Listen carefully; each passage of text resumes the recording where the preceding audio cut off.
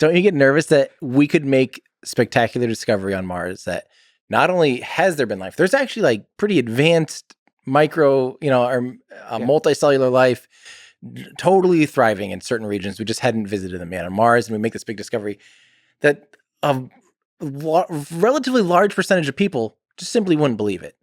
They'd think it's all 100% fake, and that they're just doing this to control us, and that blah, blah, blah. Like, we could make the most important discovery in human life, like in all of human existence, that we're not alone in this universe, by, cellularly at least. And a good percentage of people, I'm thinking 20, 30, in today's world, 40+% of people wouldn't even believe it existed. Interesting. It's just a very important thing to think about, especially as an educator like yourself. I think the current cynicism towards institutions and science is temporary. I think they're basically, the internet woke up. The internet smells bullshit, and it looked at I'm sorry, I'm not being ageist, but saying older scientists, and they looked at them and they kind of said, "You're kind of full of shit. You got a lot of ego. You speak down to everybody. You're not very good at communicating."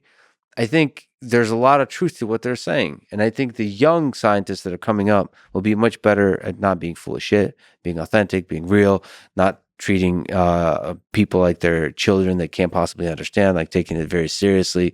That there's a lot of intelligent people out there that are curious, that are full of desire for knowledge, like being transparent about all the uncertainties of the scientific process, all the tensions, the conflicts, all of that.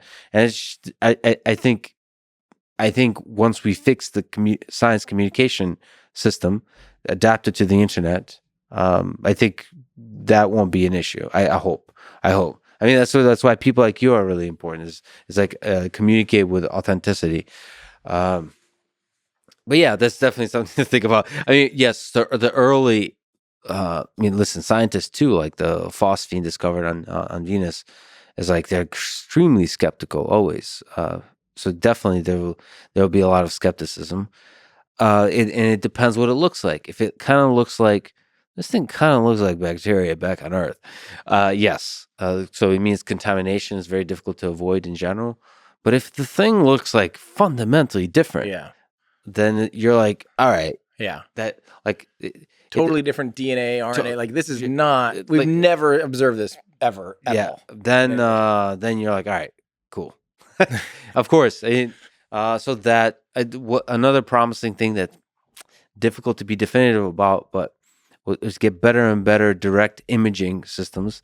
There's now like, I don't know how many, but thousands of planets being discovered outside of our solar system.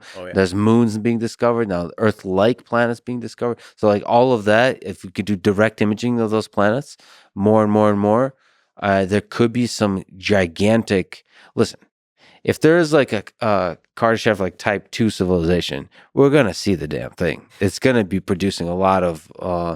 It's gonna be radiating a lot of energy.